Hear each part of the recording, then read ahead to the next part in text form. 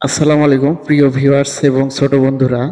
দেখো, একটি টেবিল কিভাবে আমি ড্রয়িং করি সেটা আমি কিন্তু ড্রয়িং করে দেখাবো।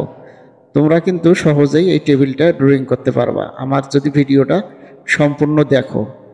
ভিডিওটা না টেনে কিন্তু সম্পূর্ণ দেখবা, তাহলে এই টেবিলটা খুব সুন্দরভাবে তোমরা ড্রয়িং করতে পারবা। তাহলে আপনারা যারা আমাদের সাবস্ক্রাইবার আছেন, আপনারা আপনাদের সন্তানদেরকে আজে বাজে চ্যানেল না দেখিয়ে আমাদের চ্যানেলটি সাবস্ক্রাইব করে দিয়ে বাচ্চাদেরকে দেখাবেন, তাহলে বাচ্চারা অনেক সুন্দর সুন্দর ড্রয়িং শিখতে পারবে। আর যদি আপনি এরকম ভিডিও পেতে চান তাহলে অবশ্যই আমাদের চ্যানেলটিকে সাবস্ক্রাইব করে রাখবেন, তাহলে সুন্দর সুন্দর ভিডিও দেওয়ার সাথে আপনি পেয়ে যাবেন, আপনাদের বাচ্চাদেরকে দেখাতে পারবেন। তাহলে আমি কিন্তু উপরের যে পার্টটা সেটা কিন্তু টেবিলের উপরের পার্ট আমি ড্রয়িং করে নিয়েছি।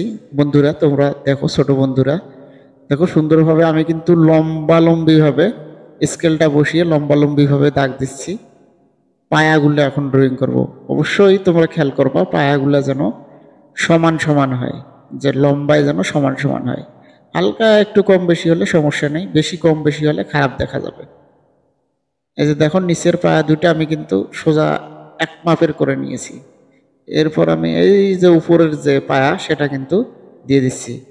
তোমরা অবশ্যই ভিডিওটা ভালো লাগলে শেয়ার করে রাখবা, আর ভিডিওটিতে একটি লাইক দিবা, কমেন্ট করে জানাবা যে ভিডিওটি কেমন হয়েছে, এই ড্রয়িংটি কেমন হয়েছে সেটা কিন্তু কমেন্ট করে অবশ্যই জানাবা। আর কমেন্ট করে জানা তোমরা কি ড্রয়িং চাও, সেই ড্রয়িং আমি দেখাবো। বিভিন্ন ফ্লুইডের ড্রয়িং চাও অনেক সময়, তো অনেক সময় সবার ড্রয়িংগুলো দেওয়া হয় না। তোমরা বারবার কমেন্ট করতে থাকলে তাহলে আমি বুঝতে পারবো যে কোন ড্রয়িংটা তোমাদের প্রয়োজন।